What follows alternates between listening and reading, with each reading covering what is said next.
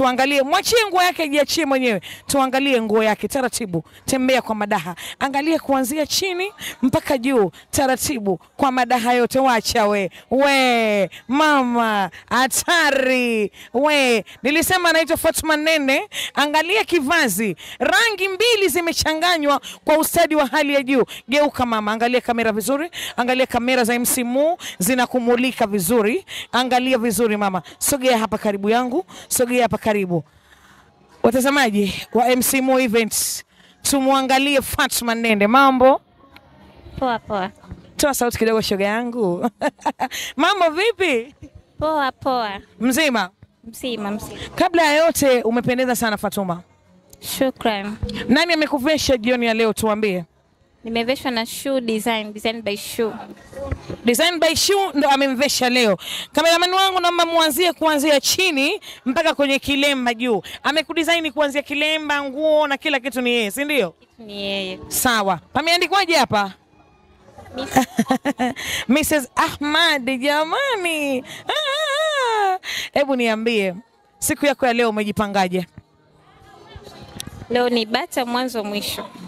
Bata mwanzo mwisho. Ngoja mimi nikushikie maiki Fatuma. Bata mwanzo mwisho.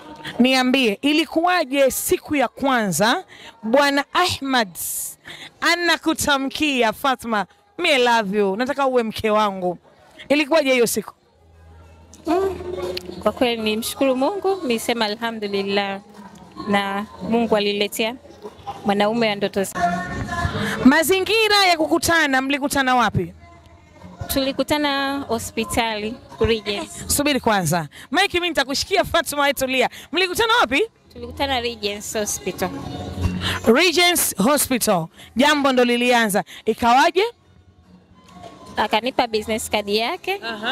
Baada hapo ndo mawasiliano yakaanza. Mpaka leo. Mbona turusha?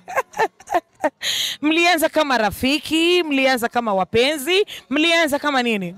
Tulianza kama rafiki, baadaye tukawa wapenzi, baadaye mke na mume. Wacha we. Unamwambia nini Ahmad wako kitu kizuri? Najua unaongea na Ahmad vitu vingi sana, mkiwa wenyewe chumbani, sebuleni.